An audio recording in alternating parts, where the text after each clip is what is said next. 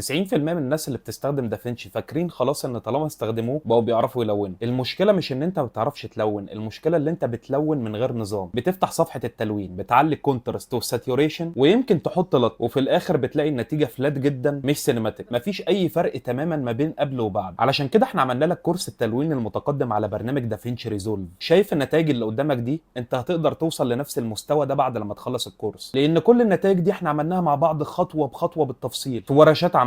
على فكره احنا مش هنديلك تركات تحفظها وخلاص، احنا هنفهمك سيستم التلوين ذات نفسه عشان تبقى فاهم انت بتعمل ايه وليه. هنشرح لك صفحه التلوين في دافنشي بالكامل وبالتفصيل وبالتطبيق العملي قبل ما ندخل اصلا على الورشات. هنفهم مع بعض ازاي نقرا السكوبس اللي معقده ناس كتيره جدا، احنا بقى هنتعلمها بالتفصيل نظري وعملي في ورشات الكورس. وهنفهم مع بعض الكيرفز وهنتعلم ازاي نستخدمها بالظبط بشكل صح. وبعد كده هندخل في رحله من 7 ورشات كاملين، كل ورشه فيهم بنلون فيها بستايل مختلف وترندي من اكتر ستايلات التلوين المطلوبه في العالم حاليا. صدقني لو انت بتعرف تلون صح فثقتك في نفسك وفي شغلك هتزيد اكتر مما كنت تتوقع، وهتبعت كمان للكلاينت الفيديو بتاعك بثقه وانت متاكد ان اكتر حاجه هتعجبه في الفيديو هي التلوين. كل اللي هتشوفه في الكورس هو نفس الاسلوب اللي احنا بنشتغل بيه في شغلنا الحقيقي، مش بنبخل عليك في اي معلومه تماما. واللي حضر معانا كورس المونتاج المتقدم عارف كده كويس. انت مش محتاج الا لابتوب او بي سي عليه برنامج دافنشي، وكمان احنا بنستخدم النسخه المجانيه، يعني مالكش اي حاجه. تمام؟ لو عايز تستثمر في نفسك فاكتر مهاره هتفرق معاك ومع شغلك